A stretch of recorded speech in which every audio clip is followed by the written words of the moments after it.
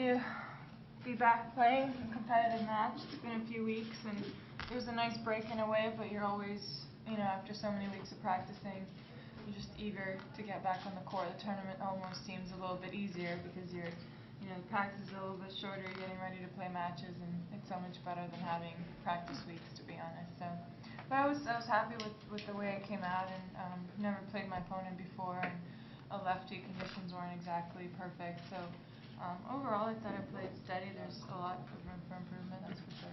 What were the last few weeks like for you? I mean, you were obviously dropped out of the two tournaments. Yeah.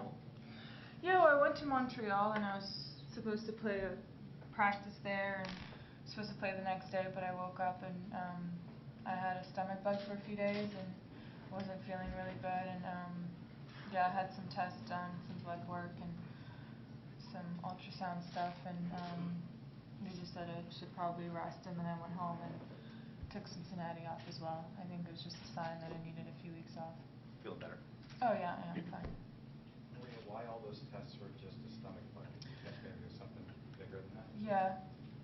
Why? Like I don't know. Just because of the pain I was having, it was really weird, and they told me I was fine and not pregnant. I was like, thank you. Can I get my money back?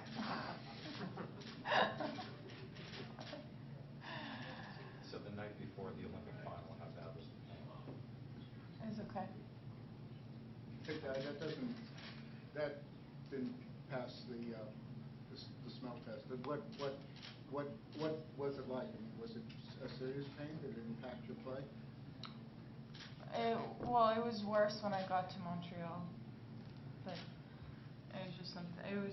I mean, at the end of the day, I think it was some stomach bug, but then I thought it was getting better, and then I started eating like the normal Maria, and it wasn't better. So. Well, let's now talk about the important things in life. Sharapova, after all the development, all the planning, the trips to Spain, it's finally going to come out, if I understand correctly. But there's a little bit of a problem. There's a guy named Roger Federer who's got his one of those truffles. Right. As a marketing person now, how would you tell the American public to try Sharapova instead of Roger's? Well, that's chocolate, and mine are gummies and gumballs, so it's kind of like, what's your preference? That's made in Switzerland. This is made in Spain. So, no, a lot of differences. I mean, both are quite different. I'm just happy that it's finally over with. I've worked on it for a long time, and there's not much to be done from my end in a way except promote it and letting the world know about it. So ultimately, can a gumball stand up to a truffle? It depends what your preference is. I mean, like mid-afternoon, I'm not a big truffle person, more of a gum girl. But it depends what everybody likes. Maria, it sounds like you were hurting at the Olympics, but I wanted to ask you, when you get into a thing where you lose like that, is it one of those things that you just hit the delete button on it the second you walk off the court, or is it something that sticks with you until you can get back on the court again?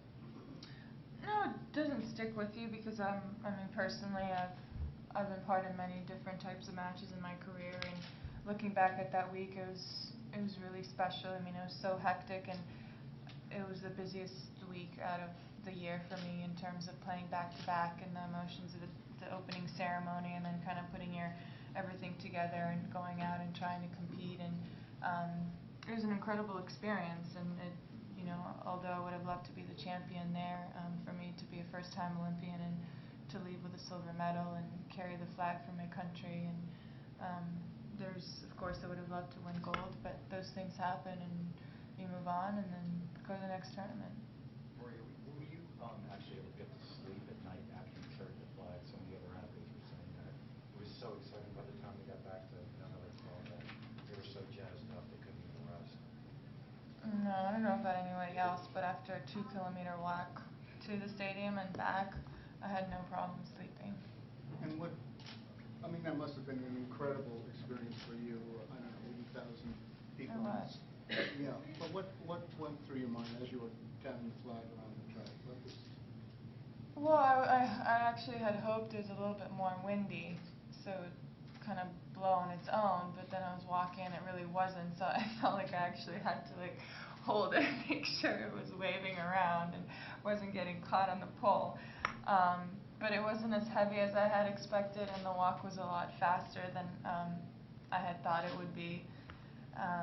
But it was a great experience. I went to the village like 4 hours before just to walk around, and I've never been part of that, so I really wanted to get to see everything and take pictures. And I spent like a few hours in the dormitories, and then we were getting ready in advance, and then walking, and it was like a whole half day, maybe 7-8 hours. But I look back and I was like, where did the time go? So quick. Maria, since the comeback, you've reached the final of the other 3 slams, but here it hasn't been as good. So what Right. would it mean just to actually be able to make a run somewhere to the second week?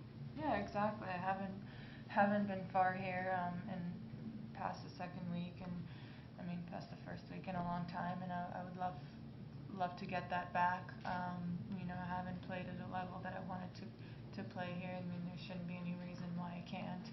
Having the success that I had for a few years and winning it in '06, but that's certainly something I'm looking to get back.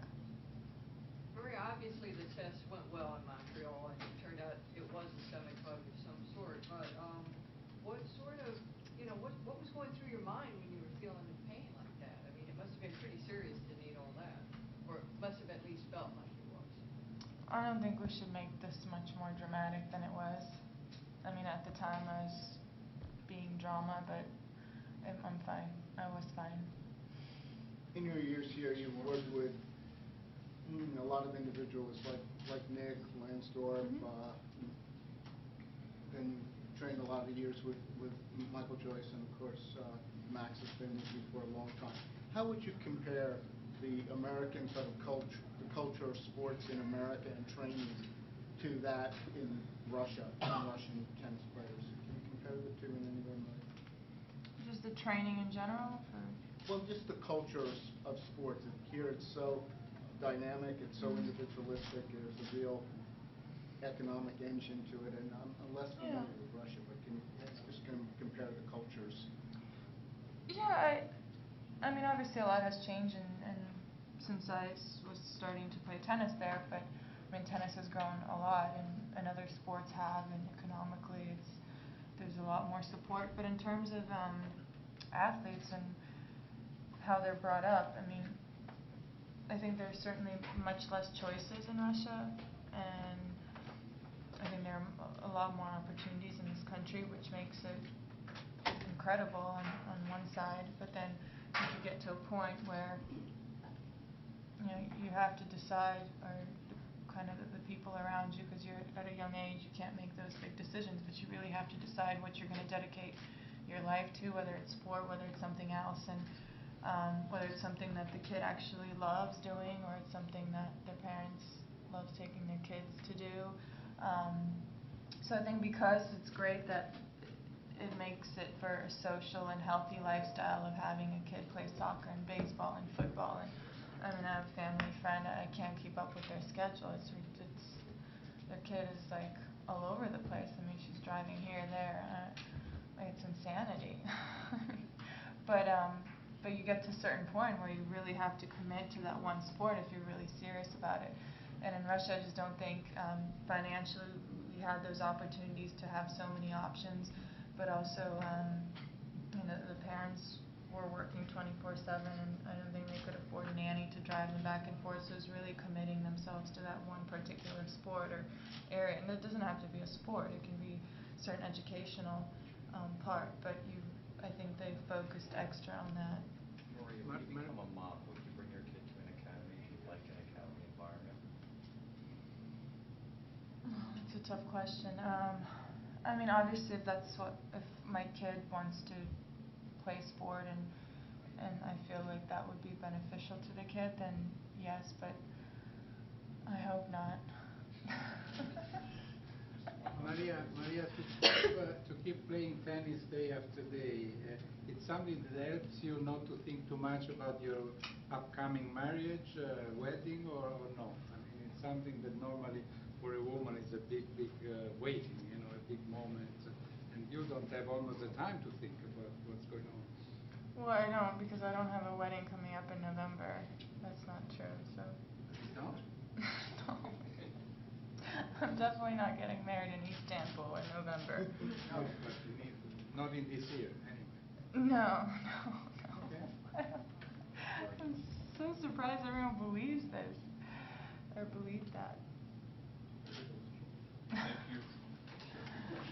Sure.